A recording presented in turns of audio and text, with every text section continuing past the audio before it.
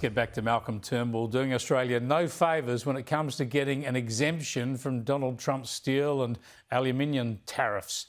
After the former Prime Minister slammed Trump in an interview, the US President posted a scathing response saying that Turnbull was always leading Australia from behind, never understood what was going on in China and was a weak and ineffective leader, and that obviously Australians agreed with him.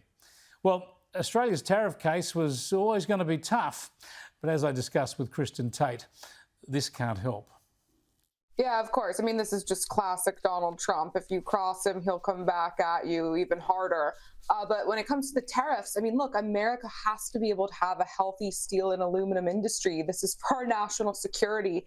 The entire Western world wants a strong America to protect them. But if you want protection from a strong America, America needs to have a healthy and vibrant steel and aluminum industry for our national security. I've always said I think these tariffs are hopefully a temporary measure. You're right that during Donald Trump's first term, Australia was exempt. He seems to be much more tough and intent on these tough tariffs this time around. But I don't see this as a long-term strategy.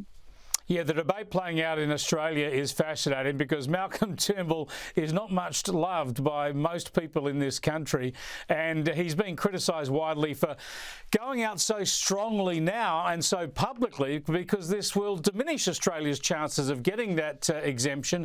We shall see. But in the controversy that's erupted behind this, he's done more media and he's been even more aggressive in his attacks on Donald Trump. Have a look. I do not believe you should give in to bullies, right? Now, what Trump wants people to suck up to him and to be sycophantic. And I have dealt with Trump in the past. I mean, you know, the fact is, I stood up to Trump and got him to do things he didn't want to do because I wasn't being bullied by him.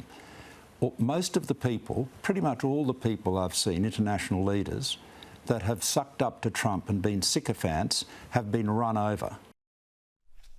So Trump's a bully and most world leaders are sycophants. Malcolm Turnbull's not going to really increase Australia's chances of getting that exemption, is he?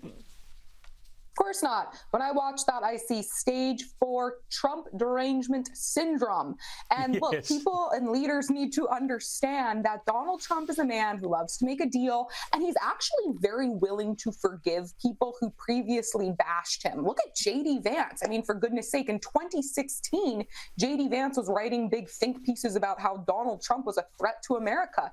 You know, fast forward, a few years, and he's Donald Trump's running mate and now the vice president for Donald Trump. So Donald Trump loves to work with people who want to get to solutions, and he does not respond well to these kinds of public attacks. He wants to have people coming to the table and saying, hey, I want to make a deal. Maybe some things were said in the past. Let's put that aside and get something done. So this is definitely the wrong strategy with Trump.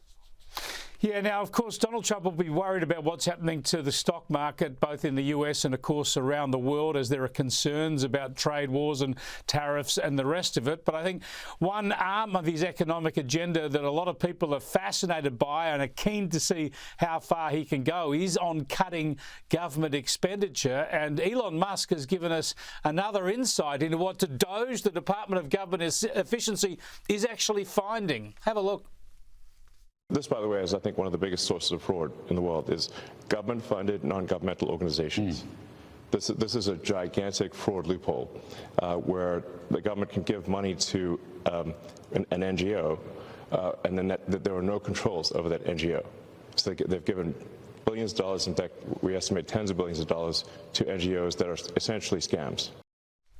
Again, Kristin, great that he's calling this out to the extent that it saves the US dollars. But around the world, I think a lot of taxpayers are saying, we hate this. Our government's spending our money without direct oversight over how it's spent.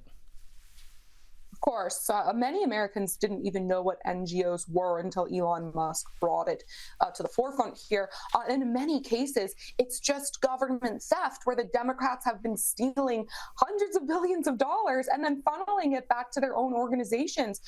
There's a woman named Stacey Abrams. She's a failed politician from Georgia. She tried to run for governor there. It didn't work out, but she's this big hero on the left.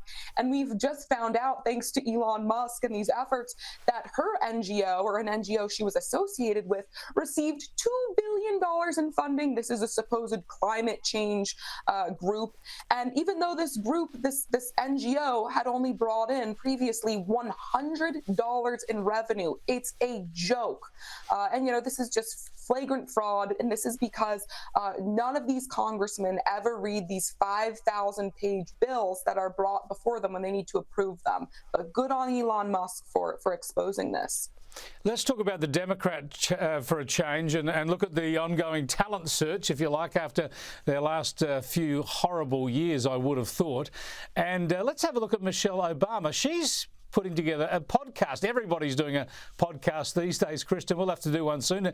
Here's the promo for Michelle Obama's new podcast. Of course, this has got people speculating again as to whether she would have a political career. She's rejected this so many times. Here she is many years ago explaining why. I have never had the passion for politics. I just happen to be married to somebody who has the passion for politics, and he drugged me kicking and screaming into this arena. Yeah. This has, so just because I gave a good speech and I'm smart and intelligent doesn't mean that I should be the next president. That's not how we should pick the president. She's young, Kristin. She's seen how it works.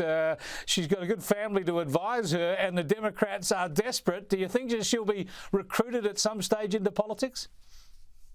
Well, I have no doubt that the higher-ups in the Democratic Party are trying to recruit her. I mean, the Democrat Party today is in the worst shape it's been since the 1980s during the Reagan-Bush era.